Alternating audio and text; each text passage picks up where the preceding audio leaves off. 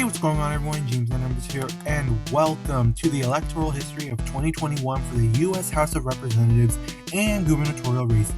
I wanted to make this video because I wasn't able to go over most of these results at the time they were announced, but I wanted to give you guys at least something for these elections because, you know, I've done this every year, and to not do it this year would be insulting. I just couldn't find the time, man. I was busy with schoolwork, but I finally got some free time on my hands right now, so yeah. So I figured why not. Also, I will not be including the US Senate races in Georgia back in January because I did some extensive coverage on them, like so much, as well as other unannounced races other races that have not been called yet, but if you guys want to check it out, I'll put that in the link in the description below. So without further ado, let's get started. As you can all see, there are 7 vacancies in total in the US House of Representatives. But by the end of the year, only 6 of these vacancies will be filled. That's because one of the vacancies will have a special election in 2022.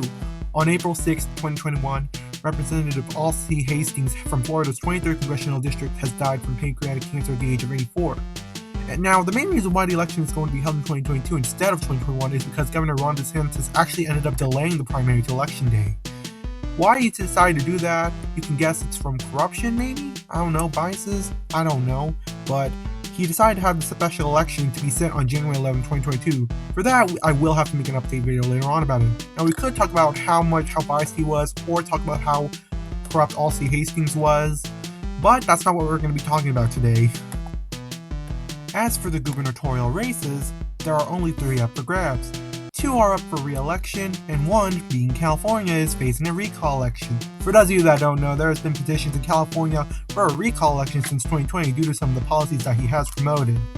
However, it was his attendance at a birthday party at the French Laundry restaurant despite the pandemic that's been going on, he still attended for a birthday party, and that kind of helped fuel the outrage for a recall election. It also didn't help that businesses were struggling and were closing down and jobs were being lost due to the pandemic. And also, some of the lockdowns have proven to be unpopular for some people in California, so yeah. And please note that all the seats that are up for re-election are all from Democrats. There are no seats that are being held by Republicans that are up for re-election. So Republicans have nothing to lose gubernatorial-wise. I can't speak today, but Democrats have a lot to lose and very little to gain. And by gain, I mean they're not going to gain anything if they hold on to all their seats. So with that, we can finally get started. It is now March 20th, 2021, and there are results in Louisiana's 2nd and 5th congressional districts. In Louisiana's 5th congressional district, Julia Letlow, who served as an educational administrator for multiple universities, wins the district with a majority of 64.86%. For those of you that don't know, some states run jungle primaries for their primary process. What that means is that all candidates, no matter what political party they are, even if they're an independent, are all placed on one single ballot. And voters get to choose out of all the choices. If nobody gets a majority, then the top 2 will go to a runoff to see who wins. But for this race, there is no need for a runoff, for obvious reasons. For those that don't know, her late husband, Luke Letlow, actually previously won the district back in 2020 to replace Ralph Abraham, who actually unsuccessfully ran for governor of Louisiana back in 2019.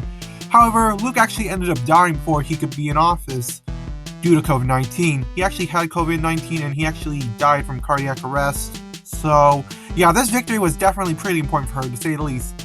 Oh yeah, and there were also 5 other Republicans and 2 independents also running for this race, which you don't see in the presentation because that's too many candidates, but I really wanted to just let others know it's not just them. And yeah, all the other ones that you don't see, they actually only got like less than 0.4% of the votes. All of them, so yeah, that's probably why you can't see them. So yeah. In Louisiana's 2nd Congressional District, 2 Democrats are proceeding to the runoff. Troy Carter, the minority leader of the state Senate, and Karen Carter Peterson, who is also a member of the Louisiana Senate and a former chair of the state Democratic Party. Gary Chambers, an entrepreneur and co-founder of the media outlet The Rouge Collection, or Road Collection, however you pronounce it, I'm sorry if I pronounced it wrong, narrowly failed to make it to the runoff, but he did fairly well as a progressive candidate. Together, these 3 alone do make up over 80% of the vote, and that's not including 5 other Democrats that were in this race. Yes, just like how Louisiana's 5th Congressional District is solidly Republican, this Louisiana's 2nd Congressional District is solidly Democrat. In fact, Claxton Bernard only had 10% of the votes. And as a decathlon athlete, dang. And that was the most popular Republican. Outside the Democrats and Republicans, there was also one independent and one libertarian as well that was in the race. It is now April 24th, and we have the results for the runoff of Louisiana's 2nd District. As you all can see, Troy Carter has won the election by approximately 10.5 points, not exact, but almost, over Karen Carter Peterson. Although Peterson did have the backing of some big organizations, including the state's Democratic Party, Troy Carter actually just had the backing of a lot of well-known Democratic officials in order to give him the win.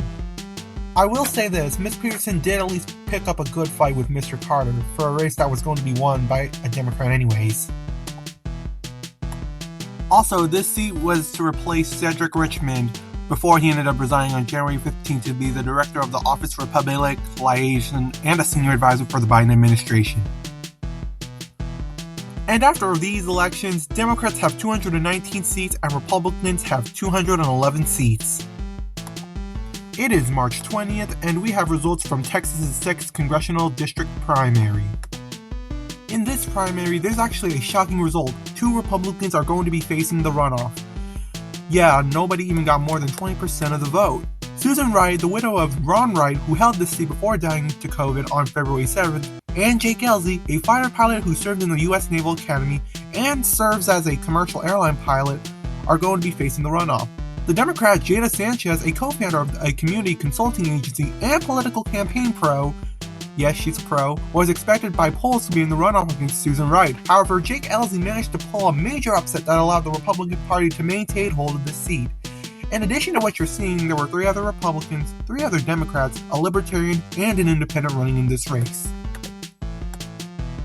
And with that, we can safely say that the Republicans now have 212 seats. It's now March 31st, and it's time to see the results of New Mexico's 1st District conventions.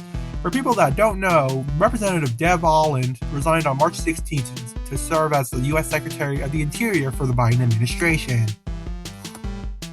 In the Republican convention, Mark Morris, a state senator and businessman, won enough votes to be the Republican nominee.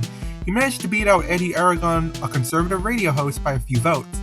Yes, there were 7 people running in that convention, including Jonathan Gonzalez, who got 0 votes. He was certainly being based that day.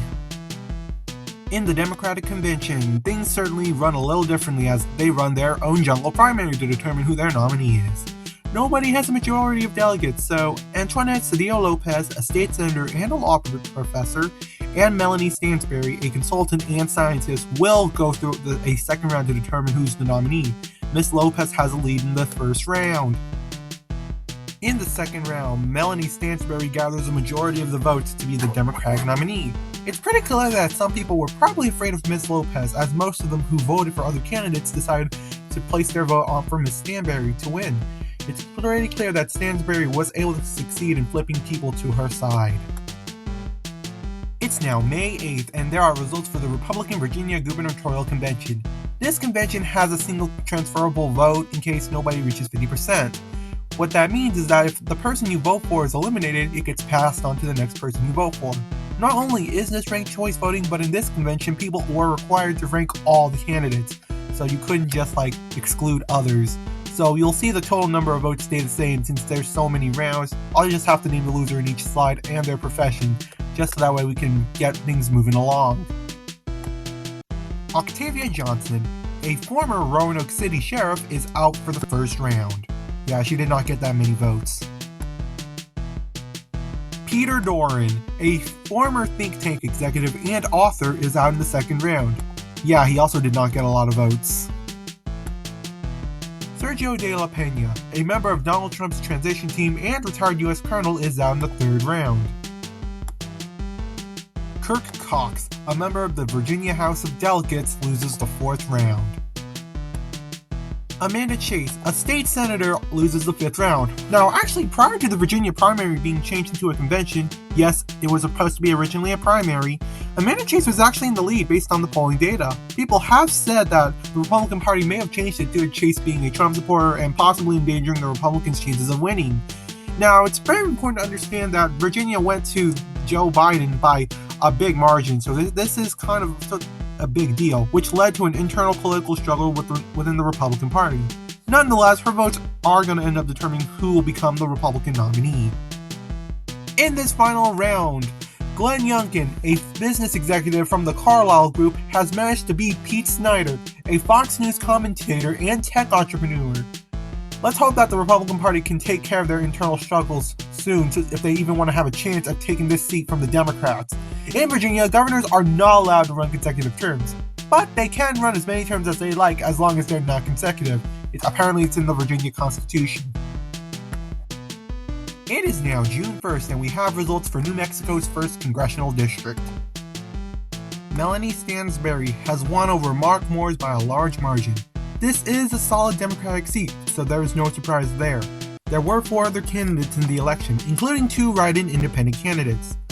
Aubrey Dunn, an independent who served as a Public Lands Commission of New Mexico and previously served as a Republican and Libertarian, got 2.67% of the vote. Oh yeah, and Aubrey Dunn was also initially supposed to be the Libertarian nominee in 2018 for the U.S. Senate before dropping out and giving it to Gary Johnson. Christopher Manning, a Libertarian who served in the U.S. Army National Guard, got 1.32% of the vote.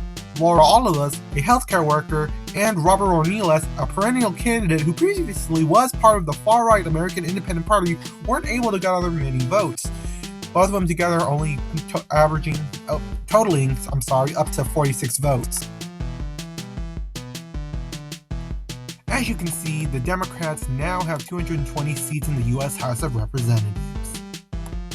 It's now June 8th and we got results for Virginia's Democratic Gubernatorial Convention. Terry McAuliffe, a former governor of Virginia, has won the primary with a majority of votes. The experience did give him an edge when it came to experience and name recognition. Nobody else even stood a chance when it came down to it at the end of the day. We also got results for New Jersey's gubernatorial primaries as well. On the Democratic side, Phil Murphy, the current governor, has won. Not surprising since he was the only candidate despite hundreds of thousands of voters showing up to vote for him. Like, what the hell is the point? But anyways, not a shocker to say the least. Lisa McCormick attempted to run, but she was disqualified before the election primary started. On the Republican side, former General Assembly member and businessman Jack Ciattarelli got almost 50% of the vote, beating out businessman and pastor Philip Russo, and engineer Hirsch Singh, and CPA finance expert Brian Levine. It's now July 27th and we got results from Texas's 6th Congressional District's runoff. In another shocking turn of events, Jake Ellzey wins the runoff election against Susan Wright. Polls were showing that Susan Wright was expected to win by double-digit margins. She had the backing of former President Donald Trump, along with other names. However, Ellzey's aims at bipartisanship and attempting to garner Democratic-leaning voters was enough to help him get the win by good margins. It's clear people did not want a Trump-backed candidate to win, so they decided to deal with the lesser of two evils. Jake Ellzey, the ultimate Republican underdog, has earned his right to say that he beat the odds. It is now August 3rd, and we got results from primaries in Ohio's 11th and 15th congressional districts. We will start with the 11th district first. In the Democratic primary, Chantel Brown, a member of the Cuyahoga County Council, has managed to beat former City Council member and State Senator Nina Turner. With the district being heavily in favor of the Democrats, progressive Nina Turner was in the lead for most of the race based on polling data. However, Brown continued to grow more popular over time during the primary without any major setbacks, which helped her contribute to a last-minute lead, which allowed her to win the primary. There were 9 other Democrats that were not shown here, as well as 2 others that were disqualified before the primary. In the Republican primary, Laverne Gore, a business owner who previously ran in this district back in 2020, has won against Felicia Washington Ross, a former Democratic candidate for State House back in 2020. And now for the 15th district. Allison Russo, a state representative, has won in a landslide against military officer Greg Betts for the Democratic primary. I guess political experience does matter when it comes to it. In In the Republican primary, Mike Carey, a state representative who served in the U.S. Army Reserve, has won a plurality of the votes. Fellow state representatives Jeff LaRae, former state representative Ron Hood, and state senator Bob Peterson had a close race for second place. There were 7 other candidates in the race besides these 4. None of them, and I repeat, none of them managed to get up to 10%. It is now September 14th and we get results for California's gubernatorial recall election. The people of California have voted no in a big landslide on removing Governor Newsom for election. Although there were concerns that he would have lost, he still remains as governor of California. Most polling in general showed that there were no votes consistently ahead of the yes votes, based on the polling data. Since California is such a blue state, it's not really surprising that people are extremely hesitant about the removal of the Democratic governor. Now, if the recall election was successful, and that's an if, the radio host and author Larry Elder would have won by a plurality of the votes. He would have beaten out YouTuber and real estate broker Kevin Prafaf. Okay, it took me a bit to get the pronunciation right. Former mayor of San Diego Kevin Falconer, and cosmetic surgeon and attorney Brandon Ross. There were 23 other Republicans in the race, including famous celebrity Caitlyn Jenner, 11 other Democrats, including 2 write-ins, a Libertarian, a Green, 13 people who did not have a party preference, and an American Independent. Yeah, some people were certainly afraid of Larry Elder winning this race due to Donald being a supporter of Donald Trump, who is very unpopular in the state of California. And with that, the Democrats now officially have 21 gubernatorial seats compared to the Republicans' 27. It is now Election Day, and we currently have results for Ohio's 11th and 15th congressional districts.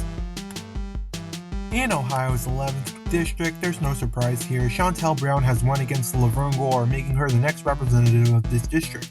This is a solid Democratic district after all, so there really isn't much to be surprised about here. In Ohio's 15th congressional district, Mike Carey has won against Allison Russo by over 16 percentage points, almost 17 actually. This is not surprising as this is a solid Republican district. Furthermore, Carey was endorsed by Donald Trump, while Russo was endorsed by current President Joe Biden. And with that, the United States House of Representatives will be ending the year with 221 seats for the Democrats and 213 seats for the Republicans. And like I said before, I will have to make an updated video for Florida's 23rd Congressional District, whose primary I will not be mentioning in this video because, yeah, I would rather have to just, have all that be in one video. So yeah, moving on. And now everyone, the moment you have all been waiting for, the results for Virginia and New Jersey's gubernatorial races. In New Jersey, Phil Murphy, the incumbent, has defeated Mark Sciattarelli. Although polls were showing that Murphy was ahead by double digits at the beginning of the campaign, Sciattarelli managed to start closing the gap as the campaign went on. And as a result, Sciattarelli only lost to Murphy by 3 percentage points. Pretty small compared to how it started. Madeleine Hoffman, the Green Party candidate who was actually Ralph Nader's vice presidential running mate in 1996 and previously ran for governor in 1997, got 0.32% of the vote. U.S. Attorney Greg Mell, who ran as a Libertarian and previously ran for U.S. House in 2018, actually got only 0.3% of the vote. And there's also Joanne Kuninski, a union worker and a Walmart deli worker who is the candidate for the Socialist Party Alternative, got a little over 4,000 votes. The Socialist Alternative Party is actually a far-left communist party and yeah, you can guess that this party is trying to promote communism, to say the least. And finally, in Virginia, a major upset has been pulled. Republican Glenn Youngkin has managed to take the seat from Democrat Terry McAuliffe. This seat started with Terry McAuliffe getting a comfortable lead, but the race started narrowing up over time, with Youngkin starting to get in the lead in the later polls. It is apparent that many voters are displeased with Joe Biden because the state went for Biden by approximately 10 percentage points in 2020. Prentice Blanding, a middle school science teacher and community activist, received 0.9% of the vote for the Liberation Party. The Liberation Party was created by Princess Blanding herself after her brother, Marcus David Peters, was infamously killed by a police officer. During the second debate, she was in the audience voicing her frustration for not being in the debate, which is unfortunately standard for all third-party and independent candidates. In fact, 2 independents and 1 from the Constitution Party failed to qualify to be on the ballot. The remaining votes went to other writing candidates. This flip is a Republican gain. And with that, the Republicans have one more seat than they began in the year with 28 seats, while the Democrats only have 22. Will the Democrats be able to catch up next year? Who knows? I really want to thank everyone for watching this video today. I really hope you all have enjoyed it. I wanted to post election results for all these races at the time they were announced, but unfortunately I did not have the time at all. I really hope you've learned something over all of this. I hope you guys are having a good day, and I'll see you guys later.